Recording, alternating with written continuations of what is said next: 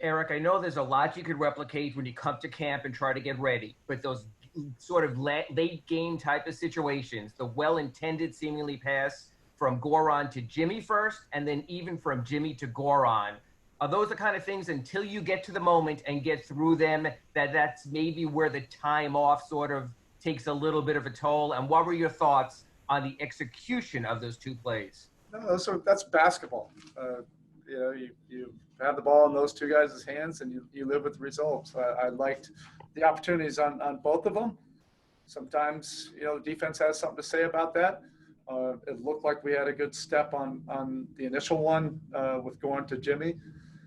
But you hear, that it can be a make or miss league. It can be something like that also as well. We played really well in the fourth quarter. We had some flat moments certainly in the third quarter, but that's competition. We knew going into this that this game would take a complete 48 minutes, and I would say they probably played more consistently over the course of 48 minutes than we did. What Goran showed you and what he gave you in this game like this and kept you afloat on what he did, just sort of your thoughts on his overall steadying performance. Yeah, he was fantastic. He did it from everywhere on the floor, pick and rolls, in transition, in the post. That's exactly what he is, a veteran, playoff experienced point guard. In this kind of setting where you're playing against a team that really does get up and into you and they pressure you, you need guys that can deal with it, handle it, and you feel comfortable when the ball's in their hands. Hey, Spo, in the first half, obviously the three-point ball wasn't going in third quarter, fourth quarter, it changed. Like you said, what made it so tough in the first half? What were you happy with the shots, and what changed? Yeah. You can't get fatigued. Those looks were wide open. I'll have to check the film, but there were a lot of them that we missed where there wasn't a defender near us. But they're good. They cover ground. They really do protect the paint. You have to be extremely disciplined to make the right play and make the right read. And I was good with those looks in the first half, and in the second half we started to knock some of those down. Erik, this thing could have gone sideways a couple of times. You got down 17 or whatever it was, and then the flagrant sort of was a quick little shift, and both times you bounced right back. I know it's not a win. Yeah. But did you like that element? Well, we have a competitive group. Toronto really was outplaying us in the third quarter. I guess you could say a microcosm of this will be then tomorrow. We got another opportunity to bounce back right away against a very good opponent. But this team has perseverance and a grit to them. So when they're covering Duncan the way they were, as aggressively as they were, what's the balance you have to strike between absorbing and just taking that gravity and using the spacing they're giving you, and then trying to spend resources and energy trying to free them up more? Well, we have built-in actions, to shake him free. They defended those very well. And then, we put the ball on the floor.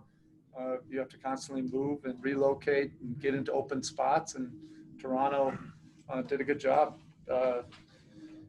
With Duncan, probably in the second half, particularly, the second half of the third quarter and the fourth quarter, KO was able to provide that. But Duncan, he works at it and he tends to figure it out. So the game plans are in bold with him, and I think that's great. It ultimately helps our offense. Bam, they are very good at defending big-time plays. At the end there, it looked like Goran really had Jimmy on the cut for the layup at first, and it looked like Jimmy might have had Goran also. What's it like to go against a championship-level defense like that at championship moments? We got to execute. That's the bottom line. I mean, we got to execute. And it ain't no ifs, ands, or buts about the defense. We got to figure out their weakness and execute that. And the way they played OG against you and what he did, do you think the team could have got you more involved? Was it just a good defensive effort by him, or was it just other things going for the team at that time? I think we had Jay going. because Marcus Hall was guarding Jay. So Jay was gone. So you know, we all had to sacrifice. So I sacrificed, you know, my touches for Jay, and that's what you got to do for a team.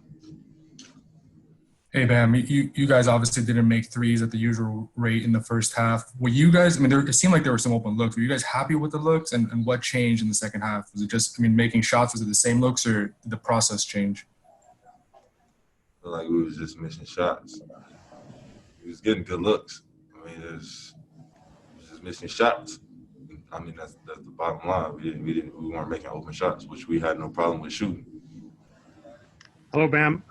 Michael Grange here from Sportsnet in Toronto. Fred VanVleet had a career high 35. A lot of times when people think about the Raptors, you know, it's Kyle Lowry, it's Pascal Siakam. What kind of problems did Fred give you? And just going against two point guards, really, what kind of challenges does that present?